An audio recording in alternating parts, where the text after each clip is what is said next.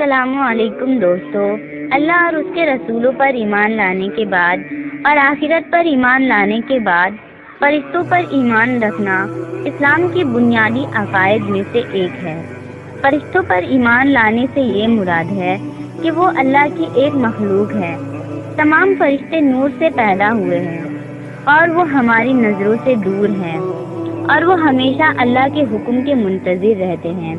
یہ فرشتے معصوم ہوتے ہیں، یہ اللہ کی نافرمانی اور گناہ نہیں کرتے۔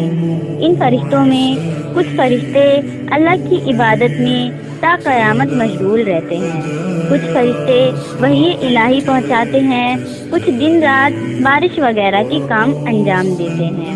اللہ کے انہی مقرر فرشتوں میں ایک فرشتہ حضرت اسرائیل علیہ السلام ہے، جنہیں روح قبض کرنے یعنی لوگوں کی جان نکالنے کا کام سونپا گیا ہے۔ حضرت اسرائیل علیہ السلام کو فرشتے اجل اور ملک الموت بھی کہا جاتا ہے۔ اللہ تبارک و تعالیٰ نے قرآن مجید میں موت کا ذکر کچھ یوں کہا ہے، کہہ دیجیے کہ جو موت کا فرشتہ تم پر مقرر کیا گیا ہے تمام روح قبض کرتا ہے، پھر تم اپنے رب کی طرف لوٹائے جاؤ گے۔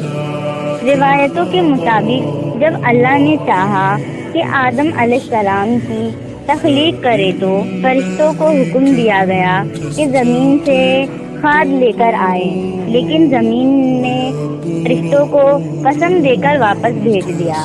آخرکار اسرائیل علیہ السلام نے یہ کام کر دیا اور زمین کی مٹی لانے میں کامیاب ہو گئے۔ لہذا اس وجہ سے اللہ نے تمام جاندار مخلوق کی روح قبض کرنے کی ذمہ داری ملک الموت کو دے دی۔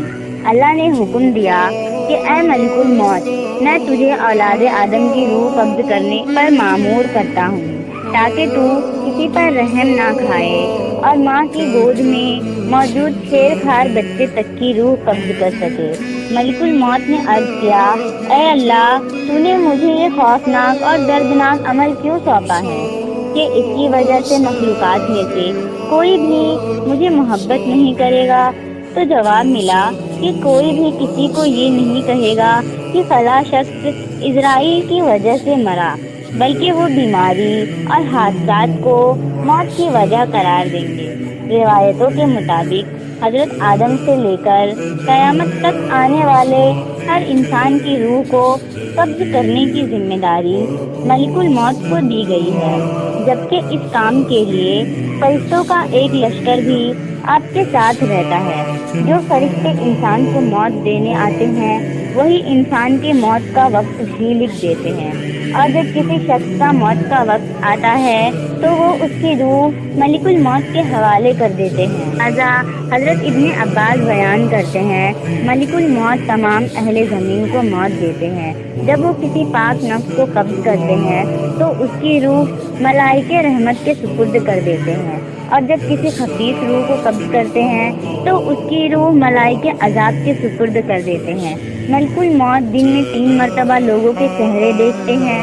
جس کی عمر پوری ہو جاتی ہے اور جس کا رزق دنیا سے پورا ہو جاتا ہے، آپ اس کی روح قبض کر لیتے ہیں۔ جب بندے کی روح قبض ہوتی ہے اور اس کے گھر والے رونا پیٹنا شروع کر دیتے ہیں تو ملک الموت دروازے پر کھڑے ہو جاتے ہیں اور فرماتے ہیں کہ میں نے تمہارا کچھ نہیں بگاڑا، میں نے تو بس اللہ کی طرف سے مامور ہوں، نہ میں نے اس کا رزق کھایا اور نہ ہی میں نے اس کی روح قبض کی، اور مجھے تو تمہارے پاس بار بار آنا ہے یہاں تک کہ تم میں سے کوئی باقی نہ بچے گا۔ اگر ملک الموت کو لوگ اس وقت اور ان کی باتوں کو سن لے تو میت کو بھول کر خود پر رونے لگ جائے۔ اس کے باوجود کہ ملک الموت ایک فرشتے ہیں، ان کی ظاہری شکل و صورت اور حلیہ نہایت خوفناک اور عجیب و غریب ہے، یہاں تک کہ مضبوط سے مضبوط دل والا شخص بھی اگر آپ کو دیکھ لے تو خوف کے مارے ہی جان نکل جائے۔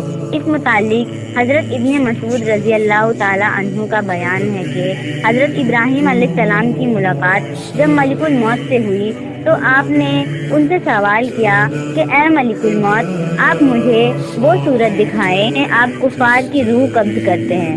تو تو ملک الموت نے کہا کہ یہ آپ کی طاقت سے باہر ہے، لیکن آپ کے اصرار پر انہوں نے وہ صورت دکھانی شروع کی اور فرمایا کہ آپ اپنا منہ موڑ لیجیے۔ جب ملک الموت اپنی اصلی صورت میں نمودار ہوئے اور آپ نے انہیں دیکھا تو وہ ایک سیاہ شخص تھے جن کے سر میں آگ کے شعلے نکل رہے تھے۔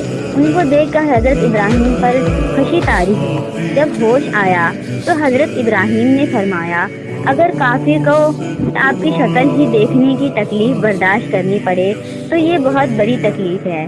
اب ذرا یہ بتائے کہ مومن کی روح کس قالین میں ہو کر آپ نکالتے ہیں؟ ملک الموت نے کہا، ذرا منہ پھیریے۔ آپ علیہ السلام نے منہ پھیرا، جو دیکھا تو آپ کے سامنے ایک حسین نوجوان تھا جس کا جسم مہک رہا تھا، جس کے کپڑے سفید تھے۔ ابراہیم علیہ السلام نے فرمایا، اگر مومن کو صرف آپ کے دیدار کی دولت دی جائے تو یہ کافی ہے۔ ملک الموت کے خوف اور دہشت کا یہ عالم تھا کہ نہ صرف جن اور انسان بلکہ فرشتے بھی آپ سے اس طرح ڈرتے تھے جیسے انہوں نے شیر کو دیکھ لیا۔ مخلوق کی روح کو قبض کرنے والے ملک الموت کو کیسے موت آئے گی، یہ بھی ایک دلچسپ واقعہ ہوگا۔ روایتوں کے مطابق روز محشر اللہ تبارک و تعالیٰ کے حکم سے ہر نفس مر جائے گی، تمام مخلوق کو موت آ جائے گی، پھر اللہ عرش کے فرشتوں کو بھی مار دے گا، پھر حضرت جبرائیل، میکائیل اور اسرافیل علیہ السلام بھی اللہ کے حکم سے مر جائیں گے، اور صرف اللہ کی ذات باقی بچے گی اور نیچے صرف ملک الموت باقی رہیں گے۔ تب اللہ پوچھے گا، بتاؤ کون ہے باقی؟ اسرائیل کہیں گے، اوپر تو باقی ہے اور نیچے تیرا غلام۔ اللہ کا حکم ہوگا، تو بھی مر جا، اور اسی طرح تمام روح قبض کرنے والے کی روح کو خدا اللہ قبض فرمائے گا۔ ملک الموت ایسی چیخ ماریں گے کہ اگر اس وقت کوئی انسان ہوتا تو اس کا کلیجہ پھٹ جاتا۔ جب اللہ سب کو موت دے دے گا تو فرمائے گا، کوئی میرا شریک جو میرا مقابلہ کرے؟ آج صرف میں ہی بادشاہ ہوں، زمین کے وہ بادشاہ کہاں گئے؟ آج صرف میری بادشاہت ہے۔ چنانچہ اسلام کے علاوہ موت کے فرشتے کو تقریباً ہر مذاہب میں دیوتا مانا جاتا ہے اور باقاعدہ اس کی پوجا کی جاتی ہے، اس کی عبادت بھی کی جاتی ہے، لیکن اسلامی عقائد کے مطابق ملک الموت دوسرے فرشتوں کی طرح ہی اللہ کے فرما بردار، حکم ماننے والی مخلوق ہے، جنہیں قیامت خود موت کا مزہ چکھنا ہے۔